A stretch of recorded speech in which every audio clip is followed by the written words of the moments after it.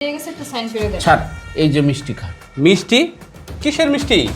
Sir আমার ছেলেটা BCS pass করছে। ও আচ্ছা আচ্ছা, আলহামদুলিল্লাহ। ছোট ভাই, তুমি বিসিএস পাস করছো? জি স্যার। যাই হোক, খুব ভালো হয়েছে তুমি বিসিএস পাস করেছো। শোনো, আমার ছোট বোন আগামী বছর বিসিএস দিবে। তুমি একটা কাজ করো, ওকে পার্সোনালি খেয়াল রাখো। আমি ওর নাম্বারটা তোমাকে দিয়ে দিব। স্যার, এটা আপনি কি বলতেছেন? আমি বিসিএস পরীক্ষা দিয়ে পাস করছি, আর এটা শোনার পরে আপনি বলতেছেন আপনার বোনের পার্সোনাল খবর রাখতে আপনার বোনের পার্সোনাল নাম্বার দিয়ে দিবেন। কিন্তু স্যার, আপনি কি একটা কথা ভুলে গেছেন? আমি আপনার কাছে আসছিলাম বিসিএস পরীক্ষার ফর্ম ফিল আপের জন্য 10,000 টাকা নিতে। আপনি আমার সাথে আর আমার বাবার সাথে কী আচরণটা করছিলেন সেটা কি ভুলে গেছেন? আব্বা, তোমার না আমি কইছিলাম আমি বিসিএস পরীক্ষা দিব আমার 10,000 টাকা দেওয়ার জন্য। বাবা, তুমি তো মাস্টার্স কমপ্লিট করলে তো সবে মাত্র, কোথায় তুমি চাকরি বাকরি করবে? এখন আবার কিসের পরীক্ষা দেওয়া লাগবে? আর আমরা গরিব মানুষ, আমরা কোথায় পাবো 10,000 টাকা? তোর আর পরীক্ষা টরীক্ষা দেওয়া লাগবে না। তুই এক কাজ কর, তুই একটা চাকরি খোঁজ। আব্বা, চাকরি মাকরি তো আমি খুঁজমই, কিন্তু আমি যদি বিসিএস পরীক্ষাটা দেই তাহলে আমি একটা বড় চাকরি পাবো। এই জন্য বলছি তুমি আমার 10,000 টাকা দাও, আমি পরীক্ষাটা দেই। দেখো বাবা, আমি সিকিউরিটি গার্ডের চাকরি করি, আমার বেতন 8,000 টাকা। আমি তো এই টাকাতে সম্পূর্ণ খরচ করে ফেলছি। আর 10,000 টাকা চাচ্ছ, আমি কোথায় থেকে দেবো? বাবা, আমরা গরিব মানুষ, পড়াশোনার আর দরকার নাই। বাবা, তুমি একটা চাকরি বাকরি করো। আব্বা, তুমি আমার লাস্টবারের মতো 10,000 টাকা ম্যানেজ করে দাও। আর তোমার কাছে যদি না থাকে তাহলে তুমি তোমার স্যারের কাছ থেকে লয়ে দাও। কি বলতেছো জনি? কিছুদিন আগে তো স্যারের কাছ থেকে 10,000 টাকা নিয়েছিলাম, সেটাই তো আমি শোধ করতে পারিনি। এখন কি আবার টাকা দিবে স্যার? বাবা, তুমি চাইয়া দেখো না, অবশ্যই তোমাকে দিবে। আর তুমি যদি না চাইতে পারো তাহলে আমাকে নিয়ে চলো, আমি চাইবো, নিশ্চয়ই উনি আমাকে দিবে। দেখো জনি, তুমি যখন এত করে বলতেছো বাবা, ঠিক আছে চলো স্যারের কাছে যাই, স্যার কি বলে। ঠিক আছে, চলো। চলো বাবা। স্যার আসতে পারি? হ্যাঁ, আসেন, ভিতরে আসেন। সালামু আলাইকুম স্যার। ওয়ালাইকুম সালাম। স্যার, আমি একটা বিশেষ কাজে আপনার কাছে আসছি স্যার। বিশেষ কাজ? কি বিশেষ কাজ? হ্যাঁ স্যার, স্যার আমার এই ছোট্ট ছেলেটা বিশেষ পরীক্ষা দিবে, তার ফর্ম ফিল আপের জন্য 10,000 টাকা শর্ট পড়ছে স্যার। 10,000 টাকা যদি আমাকে দিতেন স্যার, আমার খুব একটা উপকার হতো স্যার। সুইটি ম্যাডাম কি বলছে শুনছেন? তার ছেলে নাকি বিসিএস পরীক্ষা দিবে। স্যার, এসব ছোট লোকরা না শুধু স্বপ্নই দেখতে পারবে, এটা বাস্তবায়ন করতে পারবে না। স্যার, আপনি দেখছেন না আমার ছোট ভাই 3বার বিসিএস দিছে, আর তার কোচিং পড়াইতে আমার লক্ষ লক্ষ টাকা খরচ হয়ে গেছে গা। তারপরেও সে বিসিএস ক্যাডার হতে পারলো না, আর ওয়ার্সে 10,000 টাকার জন্য বিসিএস পরীক্ষা দিবে। স্যার, বলার কিছু নাই, বুঝছেন? সুইটি ম্যাডাম বললেন না, আমার ছোট বোনটাও কিন্তু বিসিএস দিবে, বুঝছেন? ও কিন্তু আমার কাছ থেকে কত টাকা যে নিচ্ছে, লক্ষ লক্ষ টাকা খরচ করতেছে, প্রস্তুতি নিতেছে, আর এ কিনে আসছে 10,000 টাকা নেওয়ার জন্যে। আমি তো অবাক হয়ে যাচ্ছি। এই, তুই আমাকে বলতো বিসিএস এর মানেটা কি? তুই মানে বলতে পারবি তুই বিসিএস দিতে আসছিস? স্যার, মানে কিভাবে বলবে? আপনি দেখছেন না 10,000 টাকার জন্য আপনার কাছে আসছে, সে আবার বিসিএস এর মানে কি বলতে পারে? এই, আপনি দেখি কোনো আক্কল জ্ঞান নাই। 10,000 টাকার জন্য স্যারের কাছে আসছেন, বিসিএস পরীক্ষা দিবে আপনার ছেলে।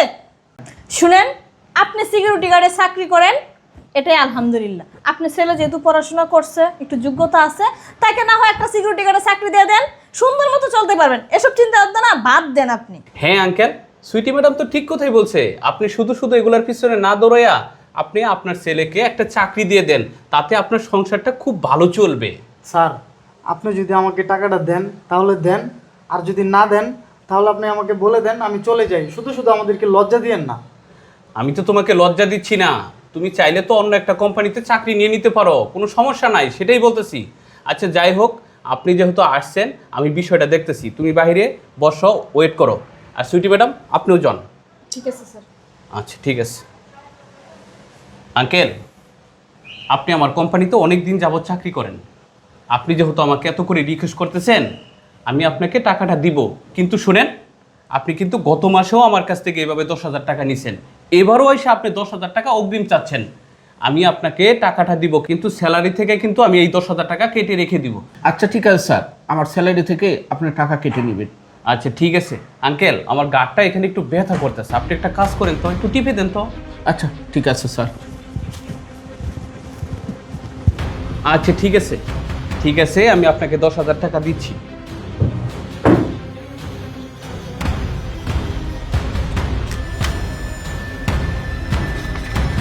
এই যে নেন, এখানে 10,000 টাকা আছে। আপনি সময় মতো কিন্তু টাকাগুলা কিন্তু পরিশোধ করে নেওয়া হবে। যান। আচ্ছা ঠিক আছে স্যার, আসি স্যার, সালামু আলাইকুম। ওয়ালাইকুম সালাম। আঙ্কেল শুনেন আরেকটা কথা।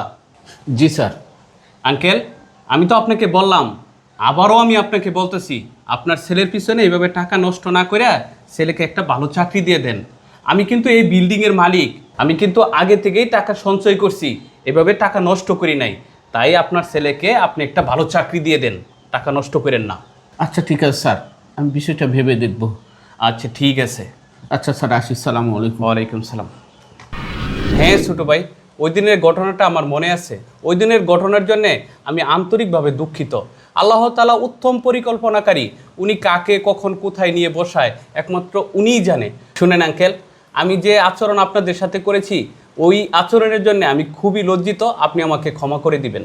না ছাড়, আমি সামান্য একটা সিকিউরিটি গার্ড, আর আপনি আমার কাছে কেন ক্ষমা চাচ্ছেন? ছাড়, আমি কিছু মনে করিনি।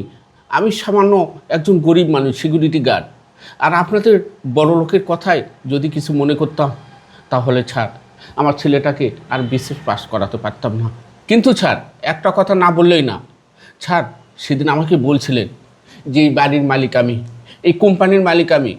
ছাড়, দেখেন আমার ছেলেটা কয়েকদিনের মধ্যেই একজন জেলা প্রশাসক হতে যাচ্ছে। আর যদি জেলা প্রশাসক হয়ে যায়, তাহলে ওই সম্পূর্ণ জেলার মালিক হবে আমার ছেলে। ছাড়, আপনি বললেন না আল্লাহ পাক মহান, সত্যি ছাড়, আল্লাহ পাক কখন কাকে কোন জায়গায় নিয়ে যায় একমাত্র তিনিই জানেন। ছাড়, আমার ছেলেটার জন্য দোয়া করবেন। ছাড়। হ্যাঁ অবশ্যই আপনার ছেলের জন্য দোয়া করি, আপনার ছেলের ভবিষ্যৎ কামনা করি। ওর কর্মজীবনে যে যেন ও সততার সাথে কাজ করতে পারে, আমাদের গর্ব হয়ে উঠুক, এই দোয়াটা রইল। আচ্ছা ঠিক আছে স্যার, আসি স্যার, সালামু আলাইকুম। ওয়ালাইকুম সালাম। ছাড়, মিষ্টি থাকলেও খাবেন ছাড়। হ্যাঁ অবশ্যই অবশ্যই খাবো। আচ্ছা চলো বাবা। আসসালামু আলাইকুম। ওয়ালাইকুম সালাম। দেখছেন স্যার, আসলে আল্লাহ কাকে কোন সময় কোন জায়গায় রাখে কেউ বলতে পারে না। আমরা ওই দিন কি না কি করছি ওই ছেলেটার সঙ্গে, আর আজকে সে অনেক বড় একজন অফিসার। জি, সে অনেক বড় অফিসার হয়ে গেল। যাই হোক, যা হয়ে গেছে বিষয়টা তো ওখানেই শেষ। তারপর এই জায়গা থেকে আমাদের অনেক কিছু শিকার আছে স্যার। হ্যাঁ অবশ্যই শিখার আছে। কাউকে ছোট করে কথা বলা আমাদের উচিত না। কে কখন কোথায় যে বসে, আল্লাহ তাআলা কাকে কোথায় নিয়ে যায় সেটা একমাত্র আল্লাহ তাআলাই জানে। তো ঠিক আছে ম্যাডাম, আমি একটু কাজে ব্যস্ত আছি, পরে এই বিষয় নিয়ে কথা বলবো। হ্যাঁ ঠিক আছে। ওকে।